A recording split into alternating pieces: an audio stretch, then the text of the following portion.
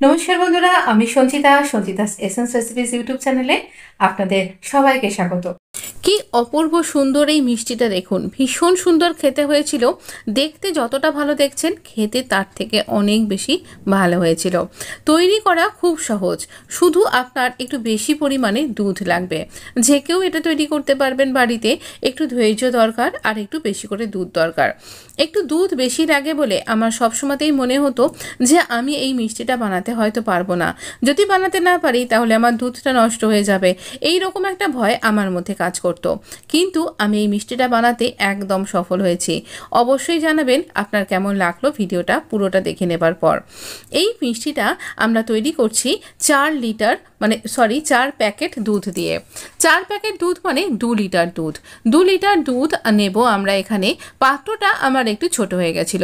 আর এই যে কালারটা দেখছেন, এটা কিন্তু একদম এভাবে এসছে। কিভাবে এসছে বলছি।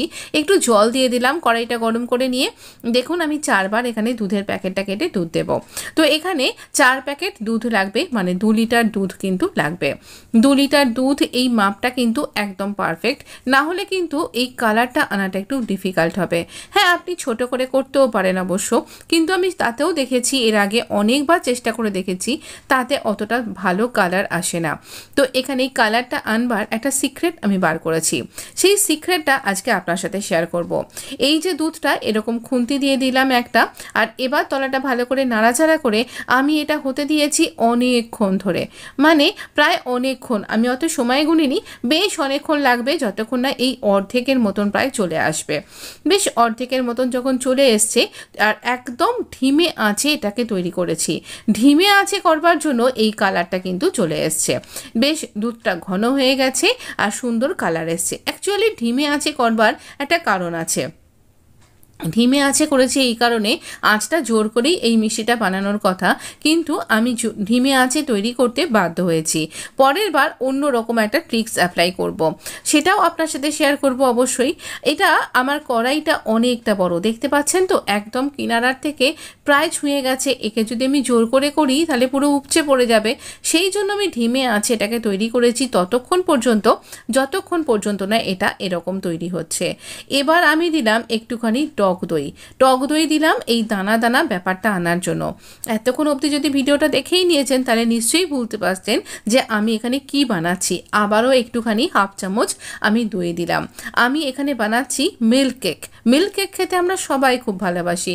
দানা দানা একটা স্ট্রাকচার আসে, অথচ কালাকাত নয়, অথচ খুব সুন্দর একটা খেতে হয়। এই দানা দানা ব্যাপারটা শুধুমাত্র দই দিয়ে আসছিল না, সেই জন্য আমি দুবার দই দেওয়ার পরে 1 চামচ সমান পরিমাণ ভিনিগার আর সমান পরিমাণ জল আমার বাড়িতে সবসময় মজুত করে রাখা থাকে, যেহেতু আমি মিষ্টি বানাই, ছানা কাটাই, সেই জন্য। তো সেইটা আমি 1 চামচ এখানে দিলাম। তাহলে হাফ চামচ ভিনিগার, 1 টেবিল চামচ দিয়েছি, হাফ চামচ ভিনিগার, হাফ চামচ জল সমান পরিমাণ মিশিয়ে এটাকে দিলাম। দেবার পর এখানে ওই স্ট্রাকচারটা কিন্তু চলে এলো। এটা আমি ক্রমাগত এবার হাই ফ্লেমে নেড়ে যাচ্ছি যখন থেকে আপনি দেখছেন।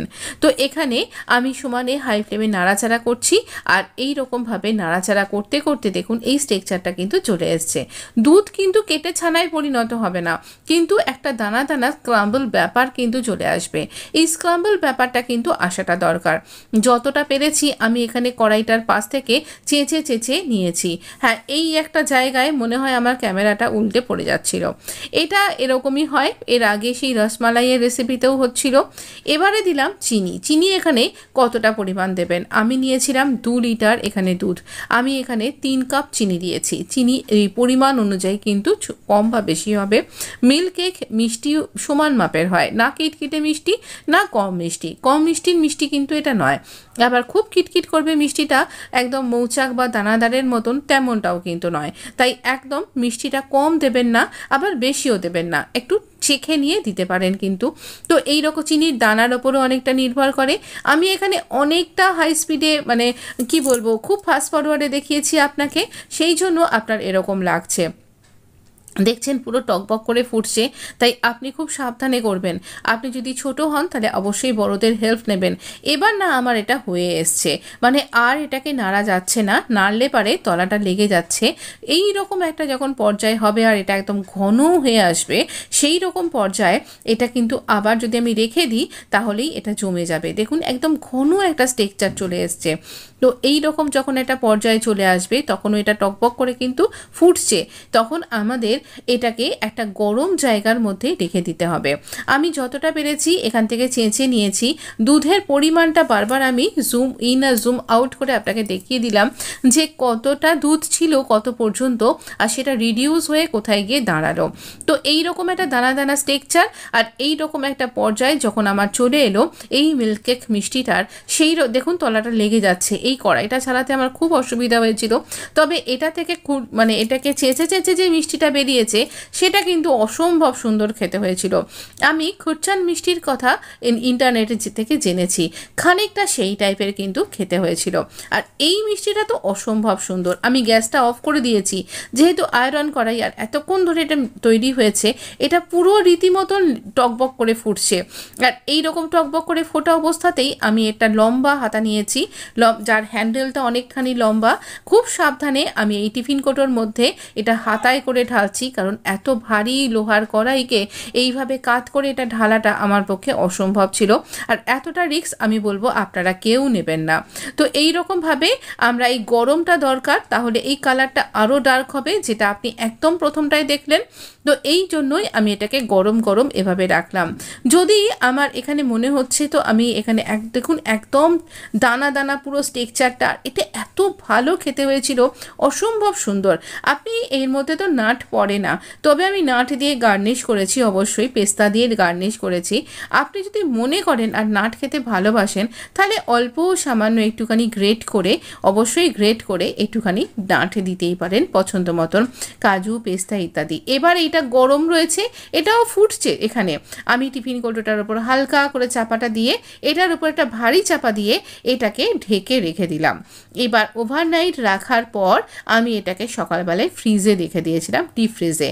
সেই ডিপ ফ্রিজ থেকে বার করে আমি আপনাকে দেখাচ্ছি এখনও জলকণাগুলো গায়ে লেগে রয়েছে। কোনো লুকোছাপার ব্যাপার নেই, পুরো রেসিপি আপনার চোখের সামনে। চারিদিকটা নাইফ দিয়ে আমি একটু এইভাবে ঘুরিয়ে নিলাম। যদি দেখছেন তলাটা আটকে যাচ্ছে, হালকা করে একটু গরম জল থালার ওপর রেখে সেই থালার ওপর বসিয়ে এটাকে উল্টিয়ে দেবেন। তবে এটা এরকমভাবে ধাক্কা দেওয়াতেই একটু কোনাটা ভেঙে গেলেও এটা বেরিয়ে এসেছিল। তো এই রকম সুন্দর একটা মিল্ক কেক আপনার জন্য তৈরি করেছি। যদি ভিডিওটা আপনার ভালো লেগেছে, যদি মনে হচ্ছে ইউজফুল, অবশ্যই আমার চ্যানেলটা সাবস্ক্রাইব করে নোটিফিকেশানটা অন করে দিতে ভুলবেন না। অনেক রকম মিষ্টির রেসিপি আপনি আমার চ্যানেলে পাবেন, অনেক রকম মাছ মাংস, এছাড়াও নিরামিষ রান্না, আমিষ রান্না, অনেক রকম রেসিপি আপনার পছন্দ মতন কিন্তু পাবেন। হ্যাঁ, ডিপ ফ্রাইড রান্না আপনি একটু কম পাবেন, কারণ এগুলো আমি কম খাই, আমার একটুখানি বিধিনিষেধ আছে, আর যেটুকুনি আমার হিসাবে আছে সেইটুকুনি আমি খাই। তো এবার চলুন আমরা এটাকে সার্ভ করি। এটা খেতে অপূর্ব হয়েছিল। আমি একটু বড় বড় পিস করেছি কারণ এটা এতটাই সফট, বারবার ভেঙে যাচ্ছিল। আর এখানে না ওই ডুয়াল কালারটা কিন্তু আমার আসেনি, এই ডুয়াল কালারটা আনবার জন্য আমি আবারও করব, আর আবারও তখন আপনার সাথে শেয়ার করব। তবে আমি দেখেছি অনেক মিষ্টির দোকানেই ডুয়াল কালারটা আনা যায় না, তো এরকমটাও কিন্তু তারা পরিবেশন করেন, তবে ভীষণ পাতলা করে কাটেন, আমি কাটতে পারিনি, সেটা আমাকে আবার শিখতে হবে। আর এই মিষ্টিটা পারফেক্ট হয়েছিল তাই আপনার সাথে শেয়ার করলাম। যদি পারফেক্ট না হতো, যেমন অনেক মিষ্টি পারফেক্ট হয় না, আমি সেই ভিডিও ডিলিট করে দিই, কিন্তু এই মিষ্টিটা অসম্ভব সুন্দর খেতে হয়েছিল। আপনি অবশ্যই ট্রাই করবেন। আমি একটু পেস্তা দিয়ে সার্ভ করেছি, দেখতেও ভালো লাগবে আর খেতে কিন্তু বেশ লাগছিল। অবশ্যই জানাবেন কেমন লাগলো। ভিডিওটা বন্ধুদের মধ্যে বা আত্মীয় স্বজনদের মধ্যে শেয়ার করতে কিন্তু একদম ভুলবেন না। এতটা রয়ে গেছে আরও, আর এটা আমরা খুব মজা করে খেয়েছিলাম। একটু আপনাকে ভেঙে দেখাচ্ছি কীরকম স্ট্রাকচারটা, পুরো দানা দানাটা ভীষণভাবে এসছে। ভালো থাকবেন, সুস্থ থাকবেন, ধন্যবাদ বন্ধু। অবশ্যই সাবস্ক্রাইব